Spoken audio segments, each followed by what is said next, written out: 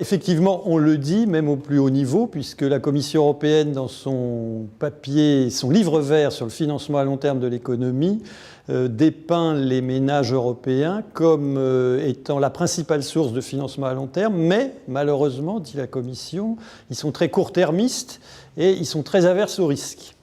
Alors malheureusement, ça, c'est pas vrai. Notamment pour les épargnants français. Mais si je reste d'abord au niveau des épargnants européens et sur la seule épargne financière, 65% de l'épargne des Européens est placée en produits à long terme, puisqu'il y a 32% en assurance vie et en épargne retraite, 17% en actions, 7% en fonds et 5% en obligations. Donc, premièrement, pour l'épargne financière, ça n'est pas vrai. Alors, c'est encore moins vrai pour les épargnants français, puisque les épargnants français, en plus de la moitié de leur épargne n'est pas financière, mais immobilière. Et qu'est-ce qu'il y a de plus long terme que l'immobilier? Il n'y a pas grand-chose. En tout cas, ce n'est pas du tout du court terme.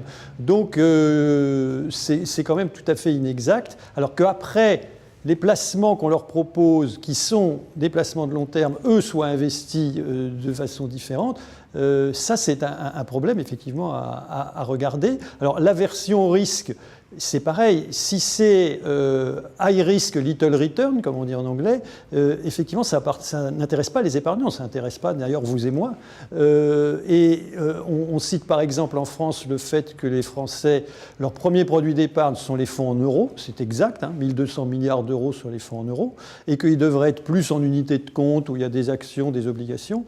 Mais les Français, ils ne sont pas si bêtes que ça, parce que quand vous regardez depuis le début du siècle, les fonds en euros ont fait plus 20% après inflation, puisqu'il faut raisonner après inflation sur le long terme, et les unités de compte, moins 14%.